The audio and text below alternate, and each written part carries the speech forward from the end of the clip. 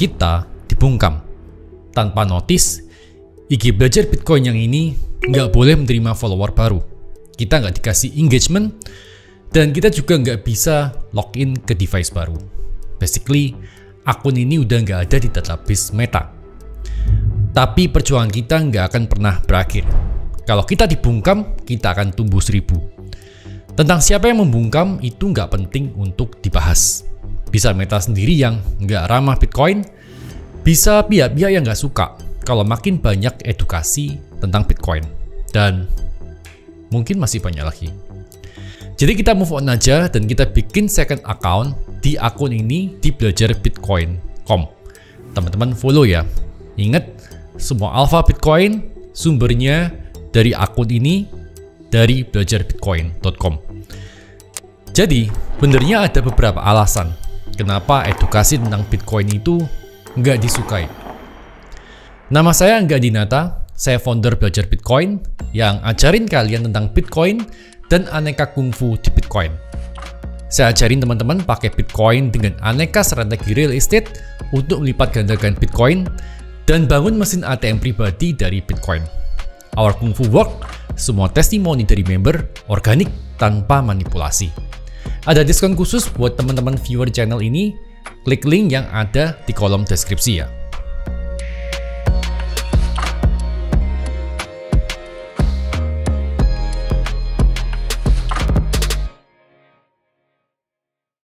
Jadi kita mulai aja, kenapa edukasi tentang Bitcoin banyak nggak disukai? Yang pertama, belajar Bitcoin artinya kita akan belajar tentang sejarah uang. Kemudian, apa salahnya belajar tentang sejarah uang? Karena pada akhirnya kita tahu, kalau semua mata uang fiat akan kembali ke nilai intrinsiknya, yaitu 0. Semua mata uang fiat yang pernah ada, mulai dari uang peng di zaman dinasti Ming, asiknya di Prancis, hingga Mark Jerman, selalu berakhir di satu tempat, yaitu 0. Total, ada lebih dari 750 mata uang fiat yang telah gagal sepanjang sejarah. Sekitar 599 mata uang fiat mengalami hiperinflasi, dan 156 sisanya resmi dihentikan atau digantikan dengan mata uang baru. Uang fiat ada nilainya hanya karena dipaksakan oleh pemerintah dan diterima oleh masyarakat atas dasar kepercayaan semu. Dan gak banyak orang yang tahu gimana sistem ini bekerja. Kata fiat berasal dari bahasa Latin yang artinya biarlah terjadi atau jadilah. Artinya uang fiat ada dan dianggap bernilai hanya karena pemerintah mengatakan begitu. Bukan karena langka, bukan karena ada nilai fisik, bukan karena sulit diproduksi. Kalau saya cetak uang sendiri di rumah, itu namanya uang palsu.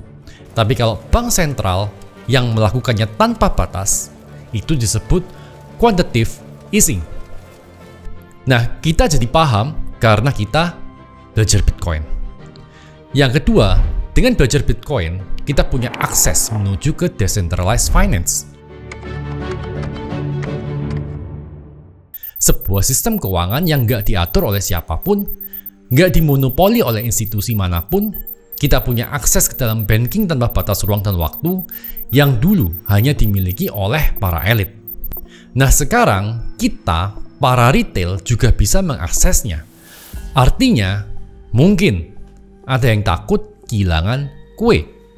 Makanya saya bilang DeFi itu enablernya Bitcoin. Bitcoin sebagai real money dan DeFi sebagai banking facilitator yang full reserve, transparan, permissionless, dan buka 24 jam non-stop. Makin banyak orang yang sadar dan keluar dari sistem lama, makin berkurang kue yang bisa dinikmati oleh elit lama. Bank mereka nggak laku, depositor baru berkurang, dan sistem fractional reserve bankingnya terancam runtuh. Mereka takut. Yang ketiga, dengan belajar Bitcoin, turns out kita akhirnya sadar. Ternyata cuma perlu hold Bitcoin aja tanpa trading. Sementara user di luar yang nggak belajar Bitcoin hanya sekedar tahu Bitcoin sebagai aset spekulatif. Di-encourage untuk trading, kalau perlu trading derivatif. Kalau semua hold Bitcoin, ya exchange bisa seret karena nggak ada volume. Meski AER Bitcoin bisa jauh lebih bagus daripada mereka yang trading. Apalagi yang pakai strategi kungfu di perguruan kita. Sementara yang trading derivatif mengira bisa cuan lebih besar, padahal itu zero sum game. Dan ada resiko di liquid hunt. Padahal Bitcoin sendiri menawarkan positive sum game. Sama-sama bertumbuh, asal sabar, hodl selama mungkin. Faktanya, nggak ada orang yang menyesal udah hold Bitcoin satu cycle. Meski beli di pucuk waktu all time high. Jadi mungkin edukasi Bitcoin harus tetap sampai sebatas trading. Kalau perlu trading derivatif. Karena ini adalah bagian kue terbesar dari the whole ecosystem. Yang keempat, dengan belajar Bitcoin, orang jadi punya alternatif investasi. Dan mesin inflasi yang diproduksi oleh real estate dan kredit jadi terganggu. Real estate dan kredit adalah mesin inflasi dunia. Dan ini jadi alasan kenapa harga rumah dulu nih cenderung naik dalam fiat. Real estate dan kredit adalah salah satu mesin utama inflasi yang membuat nilai mata uang menurun. So, gini cara kerjanya. Misalnya nih, lahan dibeli oleh developer dengan cara kredit. Artinya, bank komersial mencetak uang dari kredit. Ingat, bank kan punya sistem fractional reserve banking. Untuk pembiayaan bangunan, developer juga bisa melalui kredit. Artinya, bank komersial mencetak uang lagi dari kredit. Kemudian, unit dibangun, let's say apartemen, jadi 500 atau 1000 unit. User beli dengan cara KPA atau kredit. Artinya, bank komersial lagi-lagi mencetak uang melalui kredit. Akhirnya, bank punya double exposure resiko. Resiko dari pembiayaan lahan dan resiko dari kredit yang diambil oleh user. Selama sistem ini berjalan, mungkin resikonya sebatas inflasi. Tapi di China, sistem ini berjalan selama beberapa dekade sebelum akhirnya meletus karena kedua user, baik developer dan user, gagal bayar. Masalahnya pada real estate, orang harus beli dengan sistem kredit karena harus dibeli utuh. Nah sekarang orang punya second choice, yaitu real estate 2.0, Bitcoin, yang nggak harus dibeli utuh satu unit, tanpa kredit, tanpa biaya perawatan, tanpa khawatir oversupply, atau malah jadi ghost town seperti di real estate. Kalian kira orang yang beli real estate itu bakal ditempatin semuanya? Enggak. Mereka taruh uang mereka di real estate sebagai store of value. Dan itu udah usang. Kalau orang tahu, mereka akan berbondong-bondong ke Bitcoin. Dan kenapa orang kredit properti? Karena mereka mau short fiat. Nah, sementara di sistem ekonomi modern, uang harus inflasi untuk mengejar pertumbuhan ekonomi. Kalau orang pindah ke Bitcoin, mereka takut. Yang kelima, dengan belajar Bitcoin, orang jadi sadar kalau ARR Bitcoin atau CAGR Bitcoin lebih baik dari aset apapun. Ini membuat capital market jadi sepi karena liquidity tertarik di Bitcoin. Orang yang belajar dan paham nggak mau lagi jadi sucker di capital market konvensional. Apalagi sekarang ada ETF. Kenapa buang waktu ke aset yang performanya cuma naik 10% setahun? Kalau ada aset yang bisa secara historis naik 10 kali lipat lebih cepat.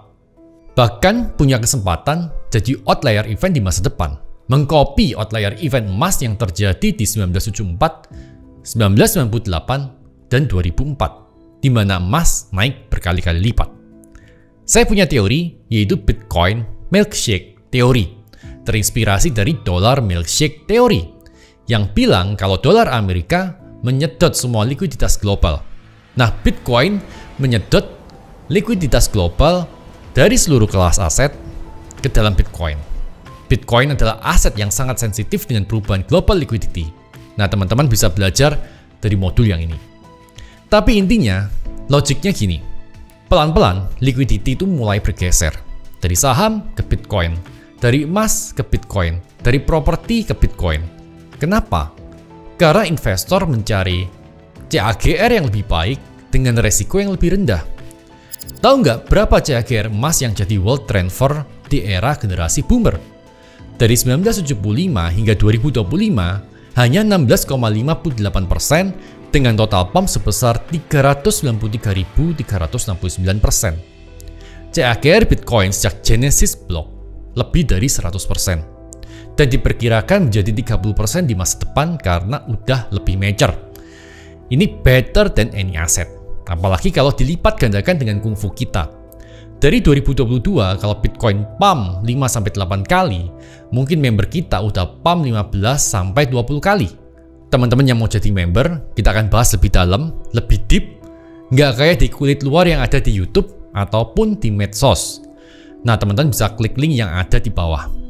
Bitcoin menang telak, dan mereka takut. Yang keenam, dengan belajar Bitcoin, orang jadi punya kesempatan untuk naik kasta. Karena sebenarnya dunia ini masih ada dalam sistem kasta yang dipisahkan oleh knowledge. Knowledge apa itu? Knowledge tentang literasi keuangan. Knowledge tentang bagaimana well positioned di tengah kebijakan bank sentral dan sistem berbasis mata uang fiat. Knowledge tentang bagaimana menjaga tabungan kita bebas dari inflasi. Dunia berjalan dalam sistem utang. Sistem ini mega ponzi dan zero sum game. Harus ada orang yang cukup bodoh untuk nggak tahu gimana sistem ini bekerja. Dan ini adalah salah satu alasan kenapa mayoritas orang masih miskin. Karena kita itu berjalan di atas eskalator yang mengarah turun. Sistem ini memberikan reward kepada mereka yang tahu gimana sistem ini bekerja. Dan memberikan hukuman kepada mereka yang nggak tahu dengan berjalan di atas eskalator yang mengarah turun. Misalnya dari kebijakan bank sentral, ada QE, QT, interest rate. Mayoritas orang nggak paham ini apa. Nggak paham kalau QE apa yang terjadi dengan tabungan mereka.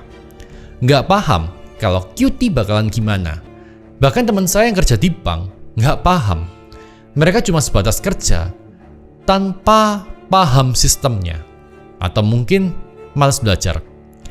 QE dan rate cut itu memberikan reward kepada mereka yang punya aset.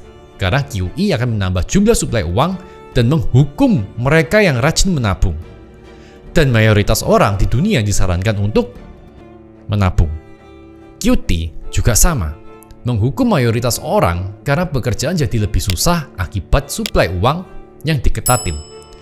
Ini adalah hal sederhana yang mungkin nggak banyak orang yang tahu. Karena ya, mungkin menurut elit nih, nggak perlu dikasih tahu.